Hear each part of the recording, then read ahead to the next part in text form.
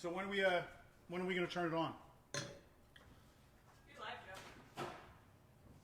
All right, here we go. Well, okay. Broadcasting live from Garden City, Idaho. Here we are in the Cinder tasting room. Everybody knows me, so I don't need to introduce myself because I'm the winemaker. But let me introduce Joe Schnerr, my husband, and Vice President of Sales here. Mm-hmm. How's life? President of Vices. Yes. How's life in the COVID-19 world? Well, I don't recall when we got married anything about spending quarantine with you. There was sickness and health, but the quarantine's a little tough. But we're here and we're alive and everyone's healthy, so no big deal. Yeah, that was not in the vows, but nevertheless, here we are. So since I'm in charge of sales, I thought I should remind everybody, first off, thanks for joining us. And I wanted to remind everyone that we just started opening a drive-through window at our winery. So that's open daily from 11 to 6 here in Garden City, Idaho. So please come down, pull up. We'll take care of you all from the comfort of your car. We'll load up wine into the car. And we'll take care of you that way. And for those people who can't visit us, we're doing a shipping deal right now, 6 bottles or more, and we'll ship that via FedEx ground for free. And people here in the Treasure Valley that are really close to Boise will actually deliver, hand deliver as well to your home. So you can figure all that out on the website, or you can give us a call here at the winery and help us keep the lights on. So, because obviously it's hard to run a winery when we can't have anyone come in the building and have fun with us. But yes, sheltering in place with the spouse. We recommend lots of wine, and we're going to talk about one of those today, aren't we? Yeah, we're going to talk about our Tinto Seco, the small lot series. Everybody, hopefully most of our wine club members have this now. So the small lot series is really fun for the winemaking team and the staff, and hopefully our wine club members, because it's a way for us to explore new things like different varieties or maybe a different technique, highlight something that's special, unique, and of course you have to be part of the wine club, so if you're not, join. Yeah, there's hopefully this is the time at home where if you're still in your pajamas, that's okay, no judgment here. But go ahead and get that bottle of Tinto Seco out and pop it open and put the kids downstairs in front of the television for a little bit, maybe. Those on the East Coast, you could do that. Those of us out here, out west, we're maybe sort of wrapping up a day at work, hopefully. Hopefully you're still employed. So if you are driving home right now and watching this, pull over to the side of the road and open the bottle. And Melanie's doing that for us. And like she said, this is the small lot series, and Melanie and her assistant winemaker Haley have a lot of fun with these wines. These are small production, sort of one-off creations. And this one is the 2018 Tinto Seco, which that's Portuguese, right? That's Portuguese, yeah. It means dry red wine. Dry red. I love it. And so now I'm gonna be your interviewer. You ready for this? Yep. You look wonderful today. Thanks. By the This way. is the best I've looked in 4 weeks. I didn't say anything. Okay, so tell us first off a little bit. You told us a little bit about the small lot series. Have you been making the small lot series for how many years with Cinder? Is this something you started doing this? Our first vintage was our first vintage was 06, right? I'm frazzled, Joe. I know. We'll drink something. First vintage was 06. Some of you might have an 06 at home. Well, I think we started it with a Tempranillo Mourvèdre blend a few years after we'd been in business. Maybe 09 or something like that. Yeah. Okay. And we've tried to do 1 or 2 every year since, so we've done quite a few. You do normally a red and then a white. And you've never made, sometimes you make them more than 1 year. Like you've done the Ville des Jardins a couple times, but this is the first time you've ever worked with these varieties, right? And made this Tinto Seco. So first off, what is it? What are the varieties in there? Well, so these are 4 Portuguese varieties. They're the most common varieties used for port-style wines, where you have a sweet fortified wine. But in this case, we made it as a dry wine. The varieties are Touriga Nacional. That's a really big one for port. Okay. Tinta Madeira, Tinta Cow, and Suzhou. All 4 totally different, very interesting. They have in common, though, a few things. Most of them are really rich in tannins, big color, good things for making port out of. Now, you've been making wine for how long? My whole career. 20 years? Yeah. Now, I have been in the wine industry even longer because I was an altar boy. I don't remember ever seeing those varieties anywhere other than port. Like, I don't see those in the U.S. much, but they work with these varieties in Portugal, and they make wines out of these grape varieties that's not a port style. Yeah, so they make dry table wines, which is this style that we made here, out of these varieties, but they are hard to find in the U.S.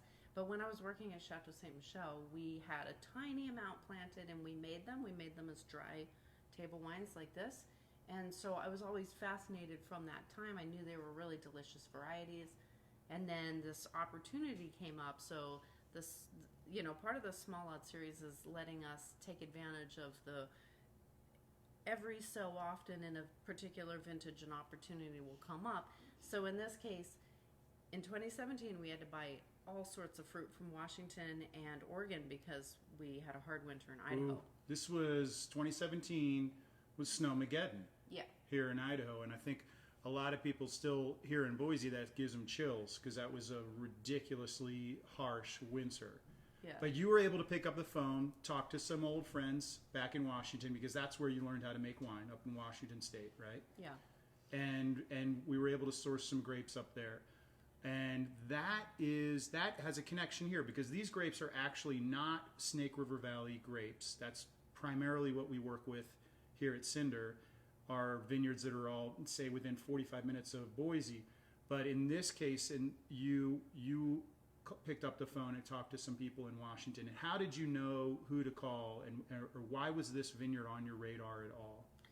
Well, in 2017, I wanted to buy from this vineyard really bad because it's a gorgeous vineyard. It has just remarkable slope, soils, everything about it is fantastic. And when I worked for Chateau Ste. Michelle, we made so many wines. We made wines from something like 30 or 35 different vineyards. Shout out, by the way, Kevin Corliss. Hope you're watching up there in Washington State. We invited you to this. All right, go ahead. So, but at that time, I didn't make any wines from this vineyard, and I'd always been interested in this vineyard. So in 17, I found out that they had these 4 port varieties planted, but we weren't able to make them in 17. So in 18, when we had almost all of our vineyards here in Idaho grown back, we went back to Washington, and we made just one wine from Washington that year, and it was this. And the other... Taking your questions and comments on Facebook Live, so shoot those in. And she's trying to answer to the best of her ability, and since she helped make these wines, she knows a lot about them. So shoot some questions to her, but go ahead. Yeah. So Haley and my crew have been kind of bugging me to make a port for a while, and we've been talking about it, and we've been studying it, and we've been looking at the techniques and kind of researching. And so we decided that 2018 was the year that we would make the port. Now, this is not the port, but this grew out of that project. Okay. So I like to always maximize our time and our learning. So when we went to make the port, I thought, well, we shouldn't just make a port. We should also make a dry table. More bang for your buck. More bang for your buck. So you have a beautiful port coming out in 2023. Wow, 2023. Like 5 years of age. Our daughter will be 11. Oh my. Ooh. But this one here needs a year and a half, 2 years, and it's ready to go. This is a dry table wine. And are we gonna sip this wine? Well, yes. And maybe you're let supposed to be sipping I'm it. gonna sip it. Cheers. And cheers. And so we're gonna go into this, and this is gonna be more like a red wine. This isn't gonna be like a port at all. Right. So it's fermented dry, no sugar left in it. We harvested this at a normal sort of ripeness, 23, 24% sugar. And then we went back a second time and we harvested the same grapes from the same blocks for port. We harvested them way riper. 3 weeks later, they were all dried out, shriveled up, and way more intense in sugar. That allowed us to make the port. But you gotta right. Different strokes for different folks there. You're handling the grapes differently. You're picking them at different times for the port versus this one. Yeah. And so I love this wine. I just tasted it. Big shout out to Upland Vineyard, which is on Snipes Mountain in Washington State. So Washington State, way to go. You guys, obviously, you know what you're doing up there. That's beautiful. If you're driving through Sunnyside in Washington, look to the left, the huge ridge that's right there. Okay. Between Yakima and Sunnyside. And you used to stare at that and wonder about it back in the day, back when we were just dating. Yeah. Up there in Washington. So now, all these years later, you get to make a wine out of it. It's wonderful. It is a lot different than our other red wines. This is very different from our Syrah or our Malbec. A little bit more, I don't know, a little bit spicier, a little bit spice to it. Can you describe kind of what you're experiencing when you taste the wine? Well, what I'm getting from it right now is that it's pretty spicy and more earth and savory notes than really flamboyant fruit, which something like our Valentina would have a lot more expressive fruit. This one is more like the spice, the leather, and it has big, strong tannins that are going to age really well. So definitely lay some of these down because in 4 years of something, this is going to be a much smoother, rounder wine than it is right now. It's a little bit tannic, a little bit tight right now, which is what we would expect from a big red wine right on release. So what I'm wondering right now is what are people tasting and experiencing with the wine at home? You could send those comments in to Haley. Any tasting notes or profiles. Maybe even if you wanted to send us some information about what you're sampling with the wine right now, that'd be kind of cool. Mel, what do you think you'd like to have for a meal with this wine? Well, something fairly rich with a pretty high fat content, so it's going to go well with all your meats, steaks, and whatnot. Yeah. I mean, I've been looking up a little bit about Portuguese food. It seems pretty interesting. Lots of seafood, lots of sausage. I don't quite know how that'll pair with this. Yeah. I mean, that's sort of one of the things about small lot series is we don't have perfectly polished you don't have a long history ideas of what this is, because it's kind of a one-off wine. We most likely will never make this wine again, so it's like a snapshot. These varieties aren't even planted, as far as we know, in the Snake River Valley. Yeah, like 1 or 2 of them are in tiny amounts. So really, this is a real one-off for us. But you like these grapes, working with these, and perhaps in the future, if you were working with one of your growers here in the Snake River Valley, you might encourage them to plant this? Yeah, they definitely have potential because our climate is really similar to the climate in Washington State. They could translate here hot, really dry. well. Yeah. Like Portugal, like Spain. Mm-hmm. This area of Portugal is hot and dry. We make a great Tempranillo. We've got a great Malbec coming out. Yeah. So, well, before we wrap up these questions and go to Facebook and see what questions they have there, I wanted you to tell me about a little bit about each of the grapes. Like, what are they bringing to the flavor profile? Well, so Touriga Nacional is like the backbone. It's a really huge tannic wine. And then Suzhou is super interesting because it's extremely tart. It holds on to its acid really late in the growing season, so it adds sort of the long finish, the freshening of the wine. Tinto Madeira is a wine that ages quickly. It's like a very mellow, soft wine. So when Haley and I are tasting the barrels where we made the port, so barrels that have sugar in them that we fortified with brandy made from Riesling. That's the 10-second explanation for it. Yeah. The Tinto Madeira is just an extremely mellow wine, super soft, super smooth. And then the last one is Tinto Cow, and that's this gorgeous bright blue berry. It made the darkest wine.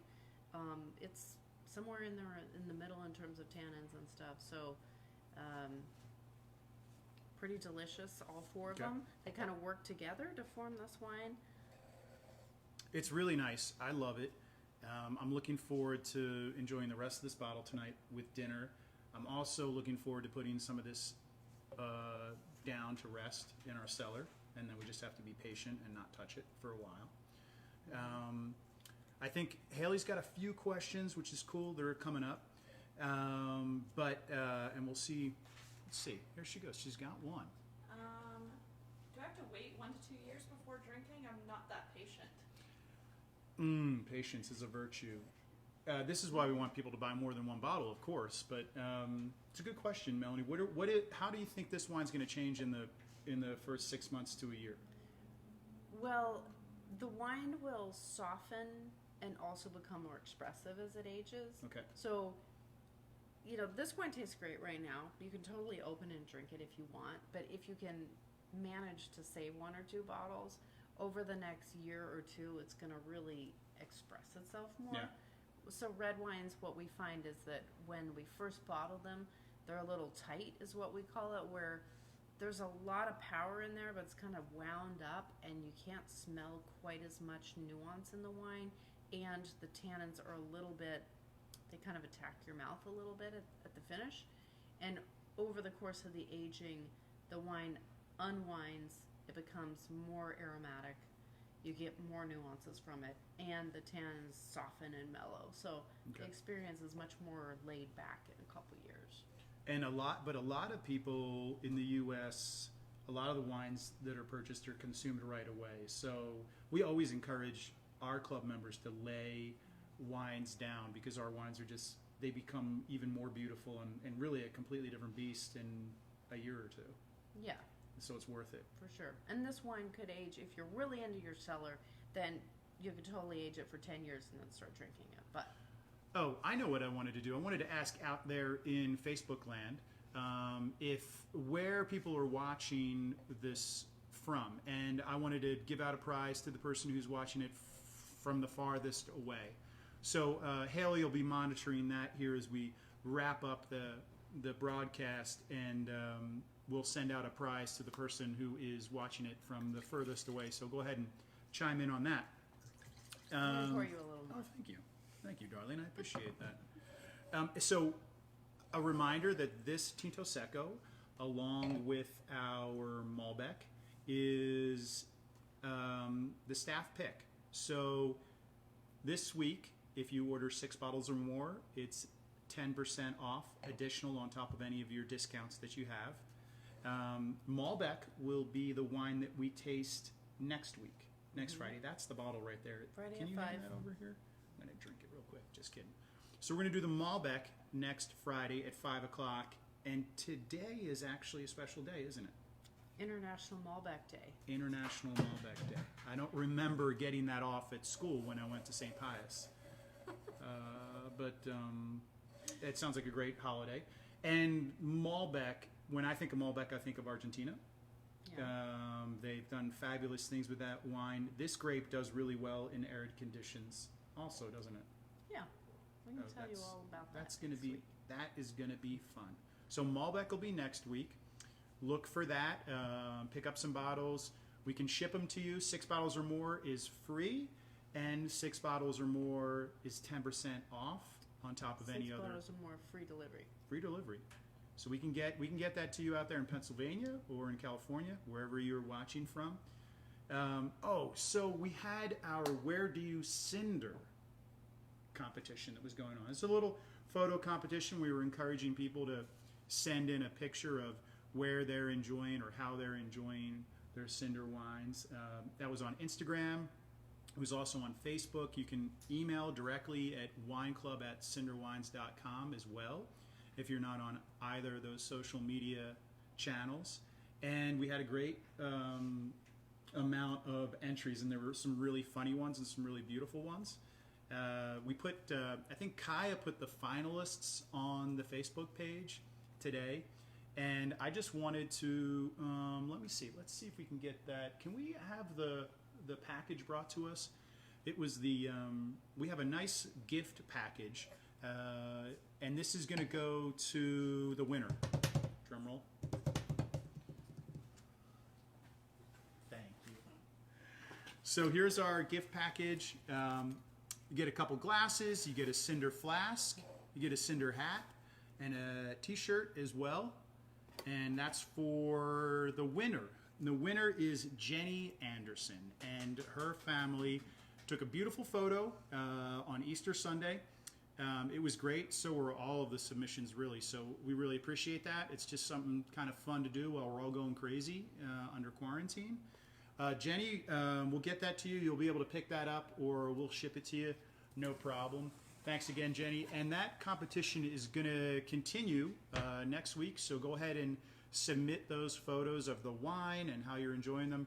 Use the hashtag #WhereDoYouCinder, and that's the way that we'll find that. We'll do it again next week, and that'll be cool. And that'll be when we taste the Malbec. One more thing. If you order 4 bottles or more of our wine in the next 24 hours, and you put in your order notes this secret code, Tumbler, TUMBLER,